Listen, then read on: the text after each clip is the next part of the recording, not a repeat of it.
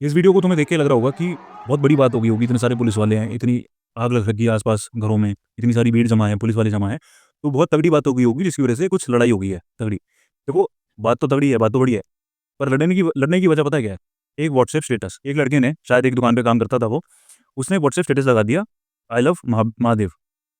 अब उसकी वजह से क्या हुआ कि जो मुस्लिम लोग थे उन्होंने भी अपने व्हाट्सएप पे स्टेटस लगाना शुरू कर दिया कि भाई आई लव मोहम्मद, उसको ट्रेंड करवाने लगे। तो इसी वजह से वो लड़ाई भड़क गई और वो फिर मतलब जो मुस्लिम हैं उन्होंने वो जो लड़का जिस दुकान पे काम करता था शायद, उस दुकान पे आके उस दुकान में आग लगा दी, वो लड़का मिला नहीं तो।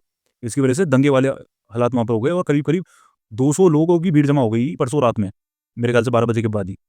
जिसकी वजह से आस-पास दुकानों में आग लगा दी, गाड़ियाँ फोड़ दी, पुलिस वाले आए तो उनकी गाड़ियाँ भी फोड़ दी।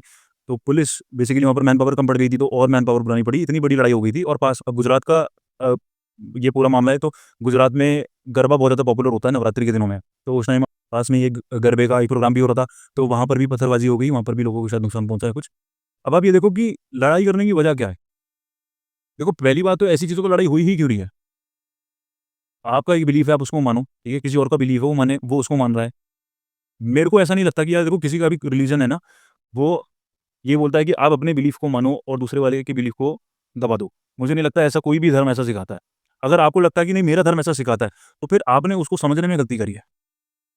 जैसे अगर ये बात मैं अपने ऊपर लूँ, अब हिंदुइज़्म में उपनिषद होते हैं और उपनिषद में जितने भी वर्स हैं सभी का मतलब एक तरीके से यही है कि हर चीज़ में परमात्मा है, आत्मा है बेसिकली। एक तरीके से आप कह सकते हो हर चीज़ में यूनिवर्स है, ठीक है? मेरे में भी वही परमात्मा है, आपके में भी वही परमात्मा है। अगर मैं इस चीज़ को ऐसे लूँ कि यार मेरे अंदर परमात्मा है और मैं हिंदू हूँ और इसके अंदर भी परमात्मा है, तो ये भी हिंदू ही हुआ। तो यानी कि सब लोगों के अंदर परमात्मा है, सब हिंदू हैं और जो हिंदू को नहीं मान रहे, वो मेरे दुश्मन हैं। अगर ये चीज़ मैं ऐसे ले लूँ, मैं जिस चीज़ को पढ़ रहा हूँ, अगर मैं उस चीज़ को ऐसे समझ लूँ, तो वो मेरी गलती है ना। वो चीज़ मेरे को क्या समझा रही थी और मैंने उस चीज़ को क्या समझा, मैंने उस चीज़ को क्या लिया, ये मेरे ऊपर है।